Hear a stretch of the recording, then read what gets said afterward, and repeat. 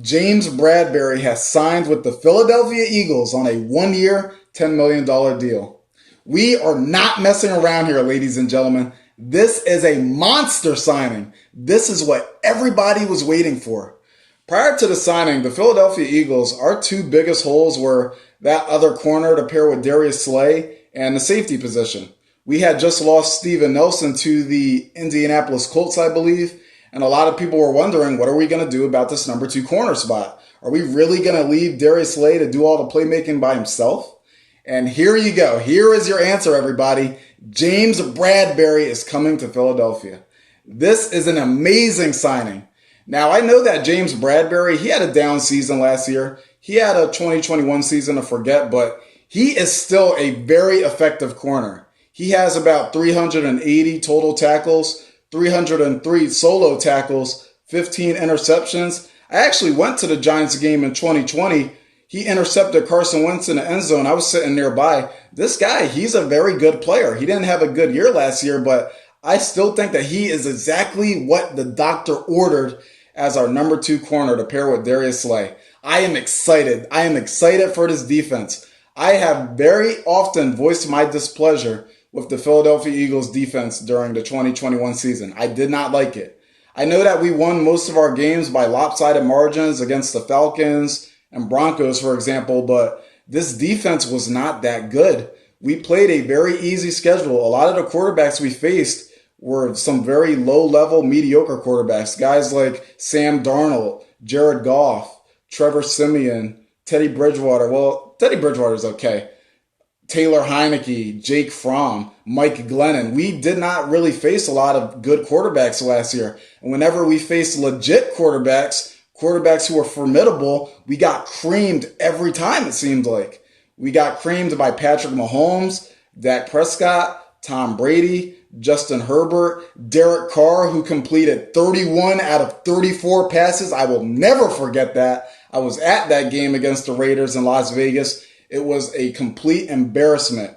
We let quarterbacks complete nearly every pass that they threw.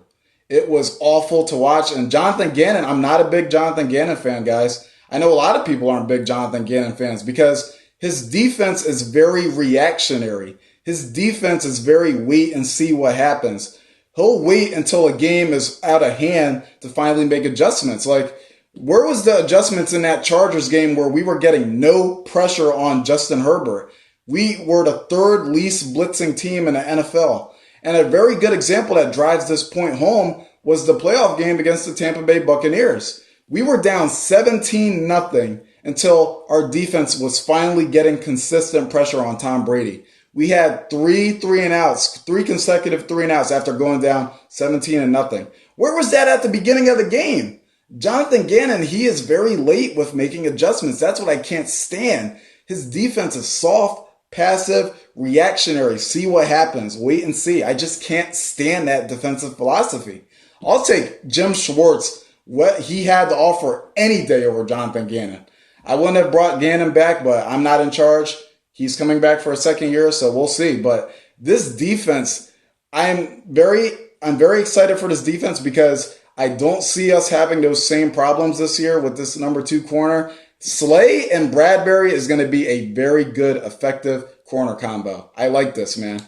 And combined with the fact that we're facing a similarly easy schedule this year, the 2nd easiest in the league behind Washington and Dallas, I'm very excited for this defense. 2022 has been Howie Roseman's best offseason of his entire career as general manager. I even put it above the 2017 offseason where he made all those moves to get us to the Super Bowl. He gets Hassan Reddick on a cheap deal because Hassan Reddick is from South Jersey. He came here cheap. He gets Jordan Davis. He drafts Jordan Davis in the 1st round.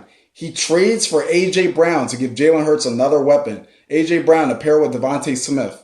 He drafts Kelsey's hand-picked successor with Cam Jurgens in the 2nd round. At pick 52, I believe. He drafts Kelsey's successor, and the biggest move, arguably the biggest move, he gets Nakobe Dean, who fell all the way to 83. The Eagles made a great move at linebacker of all things. Linebacker! Look at that, ladies and gentlemen. The Eagles are actually making moves at linebacker.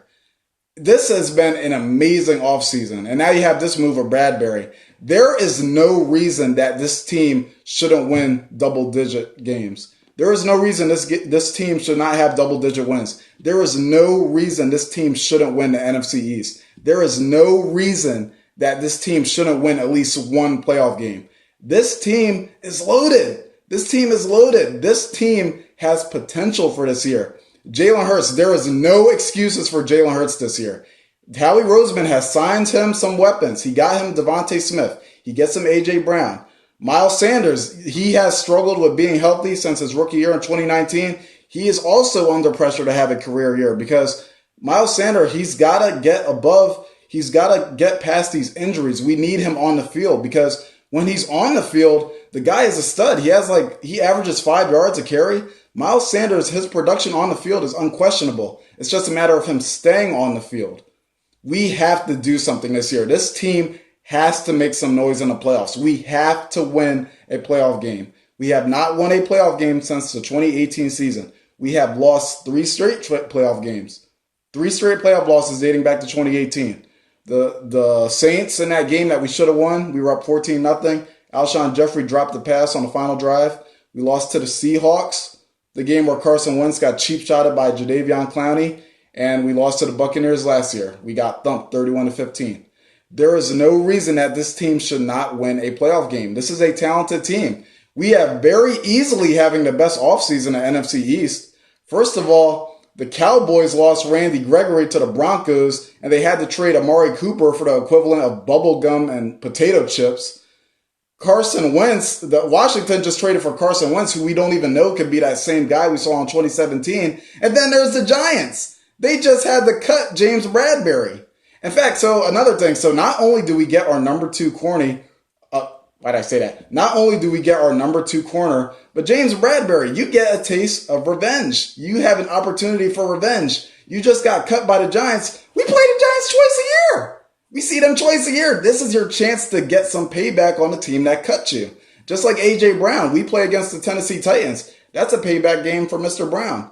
But James Bradberry, you're on our side now, and those New York Giants, they let you go. They released you. You were very good for them, and they released you. You get to see them twice a year. You get to see them twice this year. Make them pay, James Bradberry. Make them pay. And I'm really excited for this team. I'm excited for 2022 season. I think that this team is a rising force in the NFC. And you people out there, all you Eagle haters, watch out. So take care, everybody, and go Birds.